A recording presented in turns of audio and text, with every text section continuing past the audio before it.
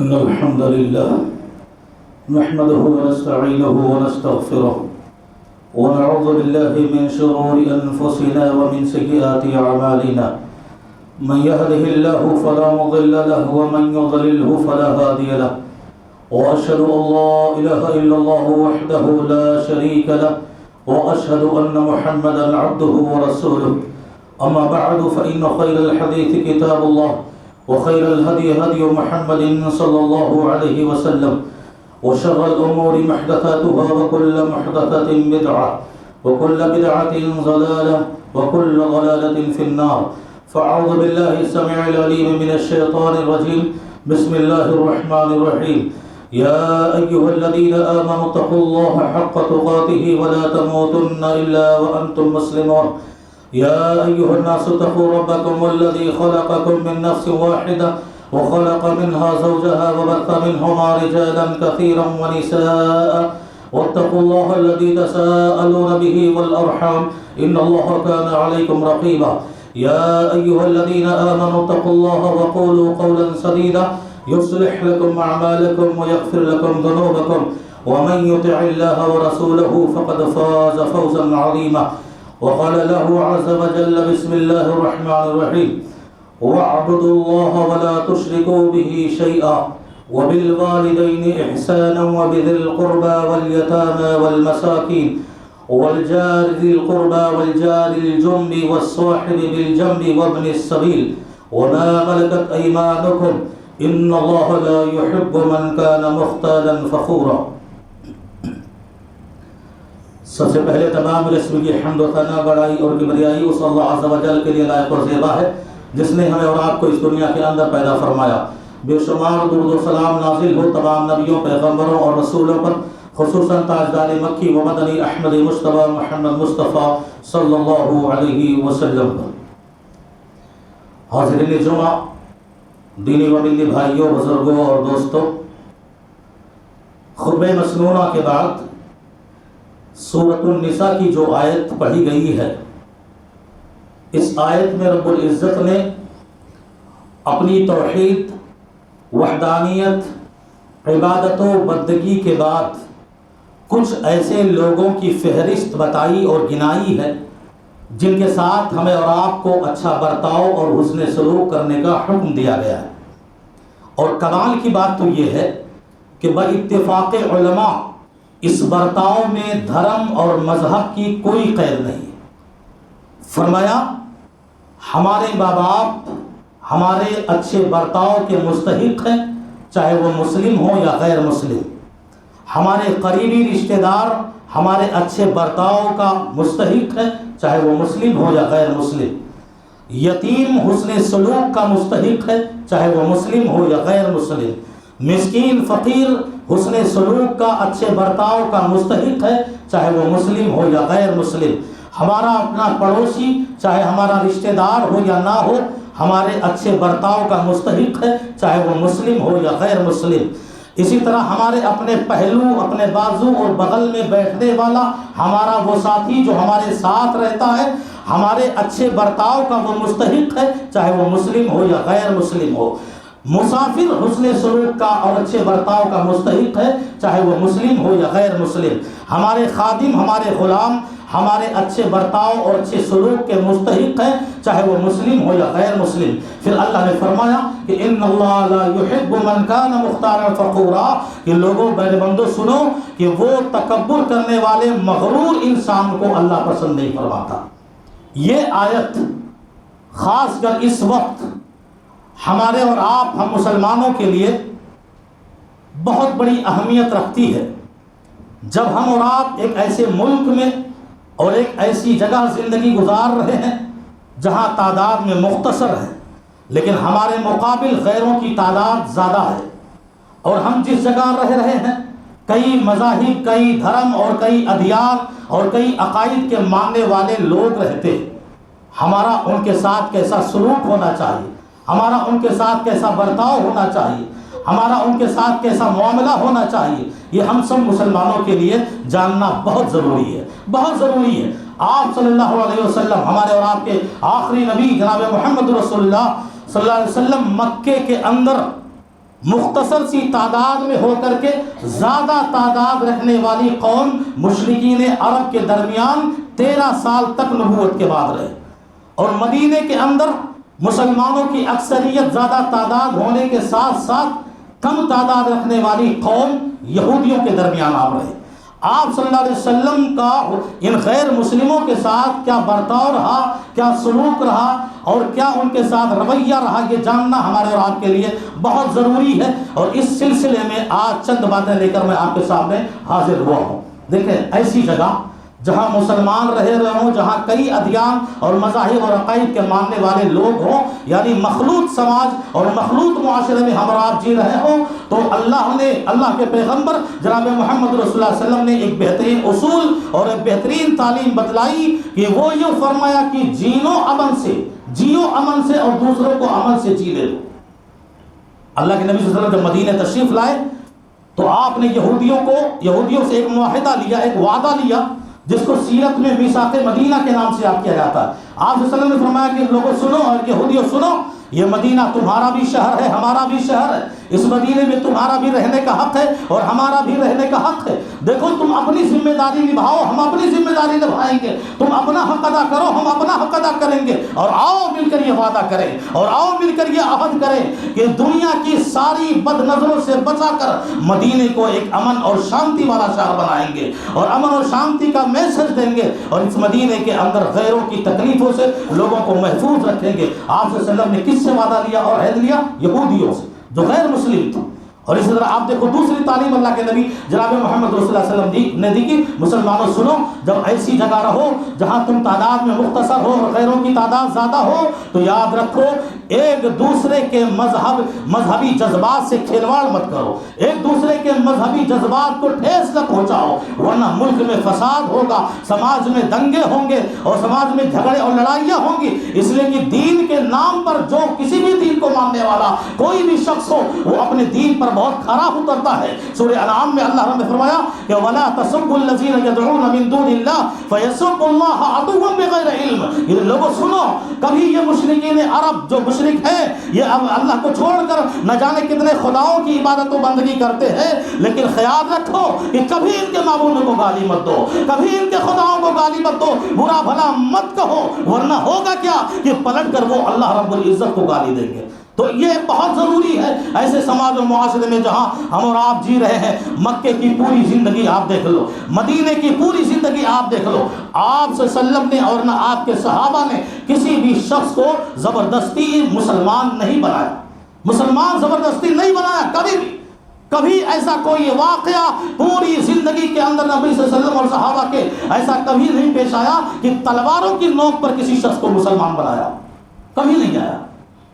کچھ انصاری صحابہ مسلمان ہو گئے اور ان کے کچھ رشتہ دار مسلمان نہیں ہوئے، مشرک ہو گئے۔ وہ انہوں نے کیا کیا؟ زبردستی اپنے رشتہ داروں کو مسلمان بنانا چاہا، زبردستی اپنے رشتہ داروں کو اسلام میں داخل کرنا چاہا۔ فوراً آسمان سے وحی آ گئی کہ لا اکراہ فی الدین، کہ سنو دین میں کوئی زبردستی نہیں ہے، دین میں کوئی زور نہیں ہے، ہاں تمہارا کام ہے اسلام بتاؤ، اسلام کی تعلیم بتاؤ، اور فیصلہ سامنے والے پر چھوڑ دو، وہ اسلام قبول نہ کرے یا نہ کرے یہ اس کی مرضی ہے، یہ اس کا فیصلہ ہے۔ تو خبردار ہو جاؤ اور پوری دنیا والوں کو یہ میسج دو کہ کبھی کسی مسلمان نے زبردستی کسی شخص کو اور کسی صحابی اور آپ صلی اللہ علیہ وسلم نے مسلمان نہیں بنایا، کبھی نہیں بنایا میرے بھائی۔ اپنا اخلاق پیش کیا، اپنا کیریکٹر پیش کیا، اپنا کردار پیش کیا، اسلام کی تعلیم پیش کی۔ اور وہ مشہور واقعہ ہے بچوں کے بیچ کہ ایک بڑھیا جو بہت ایک وزنی گٹھر لے کر راستے پر بیٹھی ہوئی تھی، آپ صلی اللہ علیہ وسلم کا وہاں سے گزر ہوا، کہا اماں کیا بات ہے؟ کہا یہ گٹھر بڑا وزنی ہے، کسی مزدور کی تلاش میں ہوں کہ وہ مجھے اپنے گھر تک پہنچا دے۔ اللہ کے نبی صلی اللہ علیہ وسلم نے وہ وزندار گٹھری اپنے سر پر رکھی، کہا اماں چلو میں تمہیں تمہارے گھر پہنچا کے آتا ہوں۔ پیارے نبی صلی اللہ علیہ وسلم گئے اور پھر وہ بڑھیا مزدوری دینے لگی، محنتانہ دینے لگی۔ آپ صلی اللہ علیہ وسلم نے مزدوری نہیں دی اور واپس لوٹنے لگے۔ اس بڑھیا نے کہا بیٹا تم بہت اچھے جوان معلوم ہوتے ہو، بہت اچھے بچے معلوم ہوتے ہو، یقیناً تمہاری اچھائی ہے کہ دھوپ کی شدت میں پسینوں سے شرابار ہو کر ہمارے وزندار بوجھ اور گٹھری کو ہمارے گھر تک تم نے پہنچایا ہے، اور اس کے اوپر تم مزدوری بھی لینے کو تیار نہیں۔ سنو میں تمہیں ایک نصیحت کرتی ہوں، بہت قیمتی نصیحت کرتی ہوں، اس کو ذرا یاد رکھ لینا۔ میں نے سنا ہے میں نے سنا ہے کہ مکے کے اندر ایک محمد آیا ہے جو جس کی باتوں میں جادو ہے، جو جس کے قریب اس کے قریب جو جاتا ہے وہ اسی کا ہو کر رہ جاتا ہے۔ تم اچھے بچے اچھے جوان ہو، دیکھنا اس شہر میں اس محمد سے اپنے آپ کو بچائے رکھنا، اس محمد سے دور رہنا۔ وہ محمد صلی اللہ علیہ وسلم پلٹ کر جانے لگے۔ بڑھیا نے کہا بیٹا نام تو بتاؤ۔ کہا کیا بتاؤں؟ جس محمد کے بارے میں تم مجھ سے گفتگو کر رہی ہو وہ کوئی اور نہیں بلکہ میں خود ہوں۔ پھر وہ بڑھیا پکار اٹھی، اپنا کیریکٹر رکھا نبی صلی اللہ علیہ وسلم نے، اپنا کردار رکھا۔ بڑھیا پہچانتی نہ تھی۔ کہا پھر یہ دنیا والے جنہوں نے مجھ سے کہا ہے کہ محمد جادوگر ہے، محمد کی زبان میں جادو ہے اور وہ ایک نیا دین لے کر آیا ہے، اس سے بچنے کی ضرورت ہے، یہ دنیا والوں نے جو میرے کانوں تک بات پہنچائی ہے یہ سب کے سب جھوٹی ہے اور یہ سب کے سب غلط ہے۔ تم تو ایسے اچھے اور سچے جوان ہو کہ یقیناً تم محمد صلی اللہ علیہ وسلم کے قابل ہو۔ اور وہیں پر اس بڑھیا نے اسلام قبول کر لیا۔ آپ صلی اللہ علیہ وسلم نے کوئی زبردستی نہیں کی، آپ نے کوئی فیصلہ آپ نے نہیں سنایا۔ اللہ کے نبی صلی اللہ علیہ وسلم مدینے آئے اور اسلام کی تعلیم دے رہے ہیں، افشوا السلام واتیموا الطعام وصلوا الارحام وصلوا باللیل والناس نیام۔ لوگوں سنو، سلام پھیلاؤ، دوسروں کو کھانے کھلاؤ اور پھر رشتہ داریوں کو جوڑ کر رکھو، رات میں دنیا سو جائے نمازیں پڑھو۔ یہ تعلیم دے رہے ہیں کہ مدینے کے اندر رہنے والے یہودیوں میں سب سے بڑے عالم حضرت عبداللہ ابن سلام نے جب یہ تعلیم سنی، وہ غیر مسلم ہے، وہ کافر ہے، لیکن پیغمبر کی دی ہوئی اسلام کی اس تعلیم کو اپنے کانوں سے سنا، فوراً وہی پکار اٹھے کہ یہ تعلیم جھوٹی نہیں ہو سکتی، یہ اسلام جھوٹا نہیں ہو سکتا۔ فوراً وہ سب سے بڑے عالم یہودیوں کے جو عبداللہ ابن سلام رضی اللہ تعالیٰ عنہ بن گئے اور اسلام قبول کر لیا۔ یہ کیریکٹر پیش کیا اور یہ اسلام پیش کیا پیارے نبی صلی اللہ علیہ وسلم نے اور ان کے صحابہ نے۔ اسی طرح آپ دیکھو مکے کے اندر آپ صلی اللہ علیہ وسلم کو مشرکوں نے کم نہیں ستایا، بہت تکلیف تھی، بہت ظلم اٹھائے۔ یہ چھپی ہوئی بات نہیں ہے، سیرت کا پڑھنے والا مسلمان ایک ادنا سا بھی جانتا ہے کہ مکے میں مشرکوں نے نبی کو کتنا ستایا اور کتنی تکلیف دی، مدینے میں یہودیوں نے پیغمبر صلی اللہ علیہ وسلم کو کتنا ستایا اور کتنی تکلیف دی، لیکن آپ صلی اللہ علیہ وسلم نے ان کی دی ہوئی تکلیفوں سے زیادہ صبر کا پیمانہ لبریز کیا۔ آپ نے صبر کیا، طاقت رکھنے کے باوجود بھی کبھی اپنی زندگی میں آپ نے انتقامی جذبہ اور بدلے کا جذبہ نہیں رکھا۔ اور وہ چمن اسلام کی کتاب میں بچے پڑھتے ہیں کہ پیغمبر صلی اللہ علیہ وسلم اپنی تلوار درخت پر لٹکائی اور زمین پر سو گئے۔ سونا تھا کہ ایک یہودی دیکھ رہا تھا، فوراً گیا اور موقع کی نزاکت کا فائدہ اٹھایا، تلوار درخت سے اتاری اور محمد صلی اللہ علیہ وسلم کو جگایا۔ کہا من ينقذكم مني، بتاؤ محمد تلوار سوت لی ہے ہم نے، تلوار ہمارے ہاتھ میں ہے، تمہاری زندگی ہمارے اختیار میں ہے، اب بتاؤ کہ مجھ سے تمہیں کون بچائے گا، تمہاری جان کون بچائے گا؟ اللہ کے نبی صلی اللہ علیہ وسلم پیغمبر تھے، نبی تھے، ایمان اور اعتماد سے کہا اللہ اللہ۔ یہ وہ لفظ تھا جس کے سنتے ہی کافر کا دل دہل اٹھا اور اس کے ہاتھوں میں لی ہوئی تلوار وہ ہاتھ کانپنے لگی اور کانپنے لگا اور ہاتھ سے تلوار چھوٹ کے زمین پہ گر گئی۔ پیغمبر صلی اللہ علیہ وسلم نے تلوار پھر سے اٹھایا، وہی تلوار اٹھائی آپ صلی اللہ علیہ وسلم نے اور وہی سوال کیا من ينقذك مني، اب بتاؤ مجھ سے تمہیں کون بچائے گا؟ وہ رحم و کرم کی بھیک مانگنے لگا، وہ ہمدردی کی بھیک مانگنے لگا۔ پیغمبر صلی اللہ علیہ وسلم نے کہا جاؤ جاؤ، تم کو آزاد کرتا ہوں، تمہیں معاف کرتا ہوں۔ ایسے سیرت میں بہت سارے واقعات آپ کو ملیں گے کہ آپ صلی اللہ علیہ وسلم نے غیر مسلموں کے ساتھ بھی انتقامی کا جذبہ اور بدلے کا جذبہ نہیں رکھا۔ آپ صلی اللہ علیہ وسلم نے، آپ ایک غور سے سنو کہ آپ صلی اللہ علیہ وسلم کوئی پڑوسی ہے آپ کا، آپ کے بغل میں رہتا ہے، اس کا گھر ہے، یا آپ کا بزنس پارٹنر ہے، یا آپ کے ساتھ راتوں دن اٹھنے بیٹھنے والا، پر ہے وہ غیر مسلم۔ شریعت کہتی ہے اگر وہ بیمار ہو جائے اس کی عیادت کو جاؤ، جائز ہے، اس کی عیادت کو جاؤ۔ غیر مسلموں کے ساتھ معاملاتی اور معاشرتی طور پر پیغمبر کا یہ فیصلہ اور پیغمبر کا یہ حکم نامہ ساری امت محمدیہ کے لیے ایک عجیب سا میسج رکھتا ہے کہ وہ بزنس پارٹنر، وہ دوست تمہارا غیر مسلم صحیح اگر بیمار ہو جائے تمہارا حق ہے اور جائز ہے کہ جاؤ اس کی عیادت کو، اس کی تیمارداری کو، اس کی خیریت کے طلب میں جاؤ۔ اللہ کے نبی صلی اللہ علیہ وسلم کے یہاں ایک یہودی خادم، ایک یہودی غلام جو آپ صلی اللہ علیہ وسلم کی خدمت کرتا تھا، دیکھو صحابہ میں بہت سارے ایسے لوگ تھے جو نبی کی خدمت کے لیے کافی تھے، لیکن آپ نے ایک یہودی جوان کو اپنا خادم بنایا تھا، اپنا غلام بنایا تھا، دوسروں کو اپنے قریب بلانے کے لیے۔ وہ یوں کہا جاتا ہے کہ دوسروں کے خلاف سخت رویہ اختیار کرنے سے دوسرے ہم سے دور ہوتے ہیں، دوسرے ہم سے بعید ہو جاتے ہیں، دوسرے ہم سے چڑھ جاتے ہیں۔ اور پیغمبر کا رویہ دیکھو، یہودی غیر مسلم جوان ہے، اس کو اپنی خدمت کے لیے آپ نے رکھا ہے، سنا بیمار ہے، عیادت کو پہنچ گئے، تیمارداری کو پہنچ گئے، اور پھر وہ حدیث صحابہ جو کسی میدان سے گزر رہے تھے اور گاؤں کے ایک امیر شخص کو سانپ نے ڈسا، اور سانپ نے ڈسا، یہ صحابہ گئے سورہ فاتحہ پڑھ کر دم کیا اور ان کو اس کو شفا مل گئی۔ ایسی بہت ساری حدیثیں اور سیرت کے بہت سارے واقعات آپ کو ملیں گے جہاں اللہ کے نبی صلی اللہ علیہ وسلم نے غیر مسلموں کے ساتھ یہ رویہ اختیار کیا اور اچھا سلوک اختیار کیا۔ غیر مسلم عام دعوت دے، کوئی تہوار مذہبی طور پر نہ ہو، عام طور سے اگر دعوت دے، پیارے نبی صلی اللہ علیہ وسلم نے اس دعوت کو بھی قبول کیا اور دعوت کو بھی قبول کیا۔ ایک یہودی اضاف النبی صلی اللہ علیہ وسلم، نبی کو اپنا مہمان بنایا، دعوت لی، آپ نے قبول کیا، دسترخوان پر 2 روٹی اور خراب اور سڑا ہوا سالن رکھ دیا۔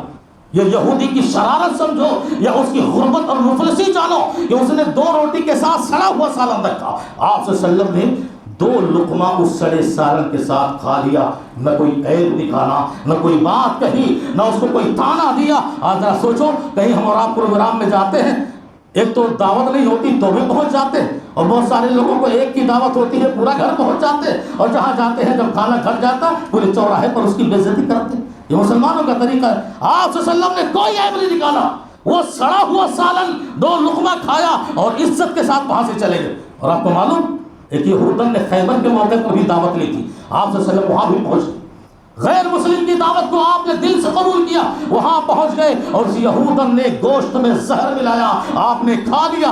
آسمان سے آنے والی وحی نے خبردار کیا کہ گوشت میں زہر ہے، آپ نے نہیں کھایا، تھوڑا بہت کھا لیا تھا، جس کا اثر وفات کے وقت بھی آپ نے ظاہر کیا تھا کہ عائشہ وہ یہودن خیبر کے موقع پر جس نے زہر کھلایا تھا گوشت میں ڈال کر، آج بھی وہ میرے کلیجے کو چھلنی کر رہا، پھر بھی اس کو معاف کر دیا، چھوڑ دیا اس عورت کو جا۔ یہ آپ صلی اللہ علیہ وسلم کا رویہ اور سلیقہ تھا۔ غیر مسلموں سے اگر وہ کوئی ہدیہ دے تو بھی قبول کرے، اور آپ کو ہدیہ دینا بھی چاہیے، لینا دینا دونوں شریعت نے جائز قرار دیا۔ اللہ کے نبی صلی اللہ علیہ وسلم نے ایک ریشمی لباس عمر بن خطاب رضی اللہ تعالیٰ عنہ کو دیا، اور عمر بن خطاب نے کہا اللہ کے نبی ریشمی لباس، ہاں اللہ کے نبی کو پتا تھا ہاں مردوں کے لیے ریشمی لباس پہننا حرام ہے، تم نہیں پہن سکتے، میں تمہیں پہننے کے لیے تھوڑا دیا ہوں۔ عمر بن خطاب نے وہی لباس اٹھایا اور مکہ کے اندر رہنے والے اپنے کافر رشتہ دار کو دے دیا، یہ ہدیہ تھا، غیر مسلم کو دیا۔ اور آپ صلی اللہ علیہ وسلم نے سن 6 ہجری کے بعد جب بادشاہوں کے پاس خطوط لکھنا شروع کیا، آپ نے بہت سارے بادشاہوں کے پاس خط لکھے، وہیں پر کسرا، ایران کے بادشاہ کسرا نے زبردست ریئیکشن دکھایا تھا، سفیر کی بے عزتی کی، قاصد کی بے عزتی کی، اور آپ کا بھیجا ہوا خط اس نے پھاڑ ڈالا۔ آپ صلی اللہ علیہ وسلم کو خبر ہوئی، کہا کہ اس نے میرے خط کو پھاڑا ہے، اللہ اس کی سلطنت کو پھاڑ دی، اور ہوا ایسے ہی کہ اس کی سلطنت ختم ہو۔ لیکن وہیں پر ایک بادشاہ روم کا ہرقل، اس نے نبی کی جانب سے آئے ہوئے قاصد کی عزت بھی کی، اس کا احترام بھی کیا، اور بطور ہدیہ اس نے ایک خچر بھی دیا، ایک خچر بھی دیا، اور اس سے بڑا ہدیہ کہ ماریا قبطیہ کو بطور خادمہ اور لوڑی کے آپ صلی اللہ علیہ وسلم کو دے دیا۔ اور آپ کو پتا ہے آپ صلی اللہ علیہ وسلم کی تمام بیویوں میں اما خدیجہ رضی اللہ تعالیٰ عنہ کے ذریعہ اولاد ہوئی، بقیہ کسی اور بیوی سے نہیں۔ یہ لوڑی ماریا قبطیہ ہے جن کے ذریعہ حضرت ابراہیم علیہ السلام، ابراہیم رضی اللہ تعالیٰ عنہ کی ولادت ہوئی تھی، اور 18 مہینے کے بعد وہ وفات پا گئے۔ تو یہ دلیل ہے کہ ہدیہ لینا اور دینا دونوں جائز ہے۔ غیر مسلموں کے ساتھ اللہ کے نبی صلی اللہ علیہ وسلم نے عدل کا، انصاف کا وہ معاملہ پیش کیا کہ خود مقابل سامنے غیر مسلموں نے گواہی دی کہ واقعی عدل ہے تو اسلام میں، انصاف ہے تو اسلام کے اندر۔ اللہ کے نبی صلی اللہ علیہ وسلم مشہور صحابی عبداللہ ابن رواحہ رضی اللہ تعالیٰ عنہ، جو یہودیوں کے خیبر کے جو کھیتیاں ہوتی تھی وہاں معاہدہ تھا، آدھی فصل سے جو غلہ تیار ہوگا آدھا مسلمان لیں گے آدھا یہودی لیں گے۔ وہ جاتے تھے صحابی اور کھجوروں کے باغ کا اندازہ لگاتے تھے اور اندازے پہ بتاتے تھے کہ کھجور میں اس باغیچے میں اتنا پھل نکلے گا، اور وہ اتنے کسانی میں مہارت رکھتے تھے کہ جو بتاتے تھے وہی ہوتا تھا۔ اللہ کے نبی صلی اللہ علیہ وسلم کے وہ صحابہ ہر سال جاتے اور آدھا غلہ تقسیم وہاں کر دیتے، آدھا غلہ خود لے آتے۔ یہودی کا بیان ہے، یہودیوں کا، خیبر کے یہودیوں کا بیان ہے۔ جن سے بڑا دشمن اسلام کا اس کائنات میں کوئی پیدا نہیں ہوا. انہوں نے باضابطہ گواہی دی اور کہا عبداللہ ابن رواحہ سے کہ سنو، یہ آسمان اور یہ زمین جو آج قائم ہے یہ اس وقت تک قائم رہے گا اور قائم ہے جب تک آپ جیسا عدل و انصاف کرنے والا اس زمین پر موجود رہے گا. عدل و انصاف کا یہ اللہ کے نبی جناب محمد رسول اللہ صلی اللہ علیہ وسلم نے پورا حق غیر مسلموں کو دیا. اور احسان کی بات اگر غیر مسلموں نے کبھی پیارے نبی پر یا مسلمانوں پر کوئی احسان کیا ہو تو پیغمبر صلی اللہ علیہ وسلم نے احسان کا بدلہ احسان سے دیا. یہ نہیں دیکھا کہ یہ غیر مسلم ہے، یہ نہیں دیکھا کہ یہ یہودی ہے، اگر اس کا ذرہ برابر بھی احسان آپ صلی اللہ علیہ وسلم پر اور مسلمانوں پر ہوا ہے آپ نے احسان کا بدلہ احسان سے چکایا ہے. مطعم ابن عدی یہ مکہ کے اندر بہت بڑا کافر تھا، غیر مسلم تھا. اس کا احسان جانتے ہو؟ شیب ابی طالب میں 3 سالہ مدت تک مشرکین عرب نے مسلمانوں سے بائیکاٹ کر دیا. نہ نکاح، نہ شادی، نہ بیاہ، نہ کوئی لینا، نہ کوئی دینا، نہ دکان سے کوئی راشن لے سکتا ہے. لے جا کر کے سارے مسلمانوں کو شیب ابو طالب کی گھاٹی میں قید کر دیا. اور قید ایسا کیا کہ مسلمان 3 سال تک اپنی زندگی سے لڑتے رہے. بھوک لگنے پر کھجوروں کے پتے کھا رہے تھے، پیاس لگنے پر چمڑیاں بھگو کر اپنی پیاس بجھا رہے تھے. اور وہاں شیب ابی طالب میں مسلمانوں کے ننھے معصوم بچوں کے رونے اور بلکنے کی آوازیں مکہ شہر میں پہنچ رہی تھی، وہاں گونج رہی تھی. یہی مطعم ابن عدی تھا، یہ غیر مسلم تھا، یہ کافر تھا. مسلمانوں کی یہ درگتیں تھی. اپنے ساتھ 4 اور غیر مسلموں کو لیا اور گیا، اس صحیفے کو چاک کیا، اس صحیفے کو پھاڑ ڈالا اور کہا مکہ کے اوباسی سنو، مکہ کے مشرکین تم بھی سنو. یہ مسلمان جو شیب ابی طالب میں تڑپ رہے ہیں، انہیں کوئی کھانا دینے کو راضی نہیں، انہیں کوئی پانی دینے کو راضی نہیں. یہ جو ظلم سہ رہے ہیں یہ کہیں اور کے نہیں، ہمارے رشتہ دار ہیں، ہمارے قبیلے خاندان کے ہیں، ہمارے شہر مکہ کے اوباسی ہیں. آج مطعم ابن عدی یہ صحیفہ چاک کرتا ہے اور شیب ابی طالب سے مسلمانوں کو عذاب کرتا ہے. کسی کو جرات نہیں. یہ احسان تھا مطعم ابن عدی کا.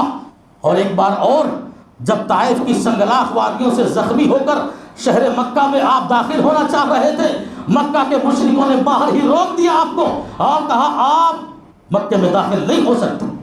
روک دیا، پوری طرح پابندی لگا دی کہ آپ مکہ میں داخل نہیں ہو سکتے. پھر وہی مطعم ابن عدی کھڑا ہوا، کہا کون کہتا ہے محمد مکہ میں داخل نہیں ہو سکتے؟ آئے میرے سامنے، میری تلوار کا مقابلہ کریں. میں غیر مسلم، میں کافر صحیح، میں اپنے دم پر محمد کو اپنے گھر پناہ دیتا. اتنا بڑا احسان تھا. جانتے نا اس احسان کا بدلہ اللہ کے نبی نے کیسے چکایا؟ غزوہ بدر کے موقع پر جب لڑائی ہوئی، 313,000 فوج کی مسلمانوں کو فتح نصیب ہوئی. 70 کفار قیدی بن کر پہلی بار مسلمانوں کے پاس آئے تھے.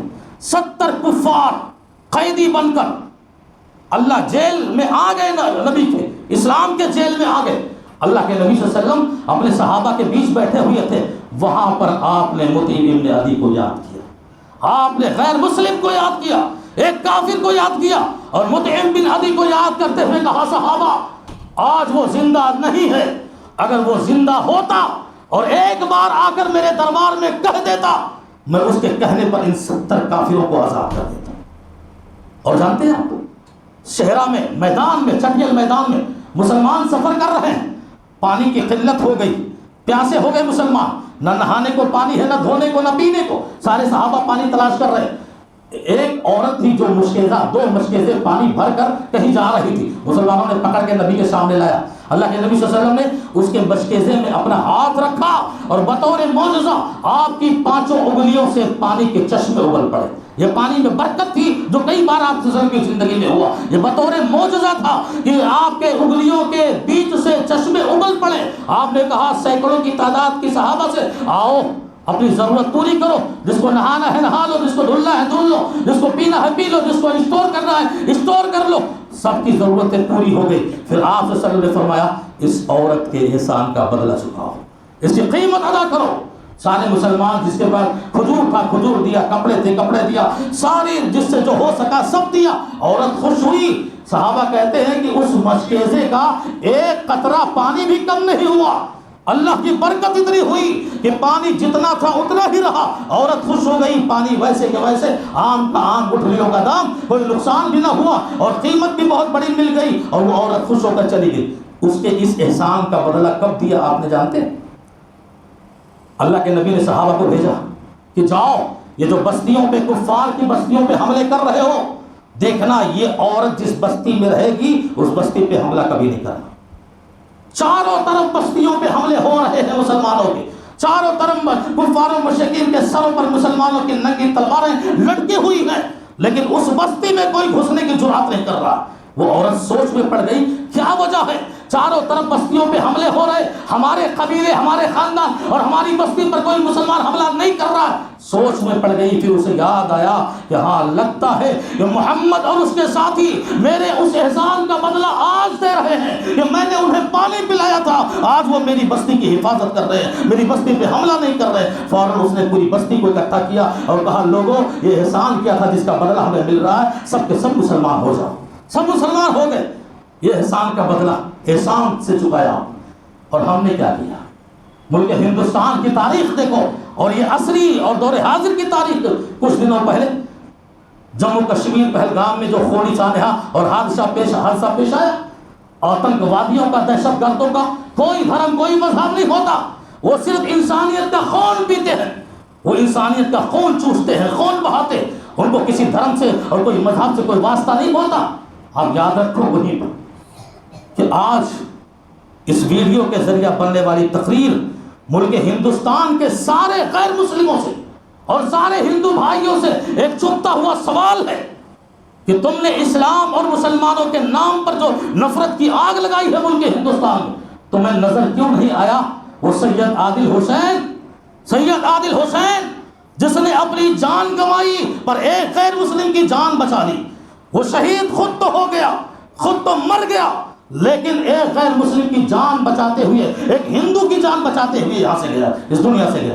اسے کیوں نہیں یاد کرتے ہیں یہ ہمارے ہندو بھائی جو اسلام اور مذہب کو نفرت کی نگاہ سے دیکھ کر دنگے فساد کرانے پر تلے ہیں، فرقہ وارانہ فساد کرانے پر تلے ہیں، وہ اسلام کی تاریخ بھول گئے۔ کوئی بھی ہو، اگر مسلم نام بھی ہو، انسانیت کے خون کا پیاسا ہو، پھر ہم اسے مسلمان نہیں کہتے۔ اس منبر سے، اس محراب سے، پورے مسلمانوں کی جماعت سے اگر انسانیت کا بیجا خون بہہ رہا ہے، وہ مسلمان نہیں ہو سکتا، پھر تو وہ آتنکواد ہے، پھر تو وہ دہشت گرد ہے۔ تمہیں نظر کیوں نہیں آیا کشمیر کے رہنے والے وہ مسلمان جنہوں نے ہندو بھائیوں کی حفاظت کے لیے اپنے گھروں کے دروازے کھول دیے؟ آ جاؤ، غیر مسلم ہو سکی، تمہارے جانوں کی حفاظت ہمارے ذمہ ہے، اپنے گھروں میں گھسیٹ کے بٹھا لیا۔ اور وہ کشمیر کے مسلمان اور وہ کشمیر کے رہنے والے تمہیں یاد کیوں نہیں کہ غیر مسلم اور ہندو بھائیوں کو پناہ دینے کے لیے انہوں نے اپنے مسجد کے دروازے تک کھول دیے؟ اس سے بڑی قربانی اور اس سے بڑا احسان ایک مسلمان کا غیر مسلم پہ کیا ہو سکتا ہے؟ لیکن ایک غیر مسلم مسلمانوں کا احسان نہیں ہے۔ یہ تو ہمارے پیغمبر تھے،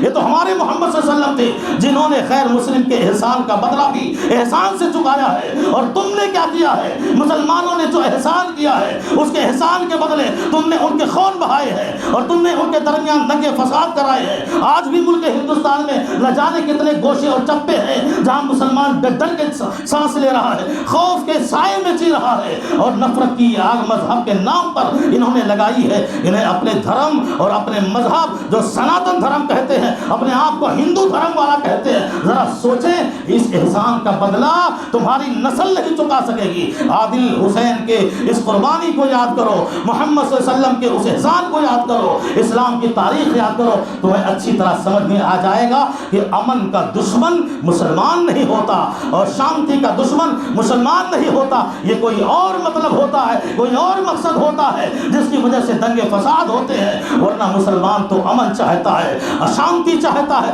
پیغمبر صلی اللہ علیہ وسلم نے امن کو برپا کرنے کے لیے، شانتی کو برپا کرنے کے لیے، سکون سے جینے کے لیے، چین سے جینے کے لیے مکہ کے غیر مسلموں کا ساتھ دے دیا تھا اور کہا تھا دیکھو میں تمہارے ساتھ ہوں، ظلم کے خلاف لڑوں گا، ظالم کا ہاتھ پکڑوں گا، اور مکے میں امن اور شانتی کا پیغام دینے کے لیے جیسے تم ممبر بن چکے ہو تنظیم کے، ویسے ہم بھی ممبر بننے کے لیے تیار ہیں۔ یہ محمد ظلم کا مقابلہ کرے گا، ظالم کا ہاتھ روکے گا اور مظلوموں کو ان کا حق دلائے گا۔ یہ اسلام کا پیغام ہے، اس کو ہمارے بھائیوں تک پہنچانے کی ضرورت ہے، اور سختیوں سے اور جو ہے منہ کھول کر اپنی وہ زبان استعمال کرنے سے جس سے ان کے مذہب کو ٹھیس پہنچے اور ان کے کیریکٹر کو ٹھیس پہنچے، وہ ساری چیزیں بجا رکھ کے طاق پہ رکھ کے صرف محمد صلی اللہ علیہ وسلم کی تاریخ اور سیرت اور مسلمانوں صحابہ کی سیرت ان کے سامنے رکھو، انشاءاللہ تمہیں کہنے کی ضرورت نہیں پڑے گی، وہ اسلام کی تعلیمات سن کر دیکھ کر خود مسلمان ہو جائیں گے اور خود اسلام کے وہ خود پیغمبر ہو جائیں گے اور اسلام کی تعلیم کو اپنے سینوں سے اپنائیں گے۔